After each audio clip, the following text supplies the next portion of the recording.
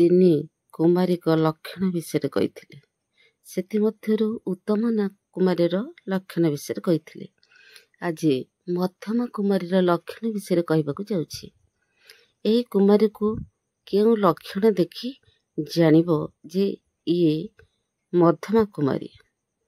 ଯେଉଁ କୁମାରୀର ଦେହ ଅତି ମୋଟା ନୁହେଁ କି ପତଳା ନୁହେଁ, ଅତି ସରୁ ନୁହେଁ, ଗେଡ଼ା ନୁହେଁ କି ଅତି ଡେଙ୍ଗା ନୁହେଁ, ସେହି କୁମାରୀକୁ ଆମେ ମଧ୍ୟମା କୁମାରୀ ବୋଲି ଜାଣିବ।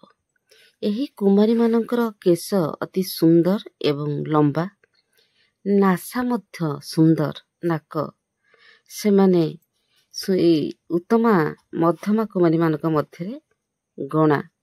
ଯେଉଁ କୁମାରୀ ସୁଖ ସମୟରେ ବା ଦୁଃଖ ସମୟରେ ହାସ୍ୟ ମୁଖରେ ସବୁବେଳେ ଅବସ୍ଥାନ କରନ୍ତି ଏବଂ ଅଳସୁଆ ନୁହେଁ, ତାହାକୁ ମଧ୍ୟମା କୁମାରୀ ବୋଲି ଜାଣିବା। ଦର୍ଶକ ବନ୍ଧୁ, ଆପଣମାନେ ଟିକେ କମେଣ୍ଟ କରି ଜୟ ଜଗନ୍ନାଥ ଲେଖନ୍ତୁ ଏବଂ କମେଣ୍ଟ କରନ୍ତୁ। ଯେଉଁ ନାରୀର ବା ଯେଉଁ କୁମାରୀର ନାଭି ଅତି ଗଭୀର, ସେ ସମସ୍ତଙ୍କୁ ପ୍ରିୟ କଥା କହେ ଏବଂ ସର୍ବଦା ସଦାଚାରିତା ହୋଇଥାଏ ବା ଭଲ ବ୍ୟବହାର କରିଥାଏ, ତାହାକୁ ମଧ୍ୟମା କୁମାରୀ ବୋଲି ଆମେ ଜାଣିବା।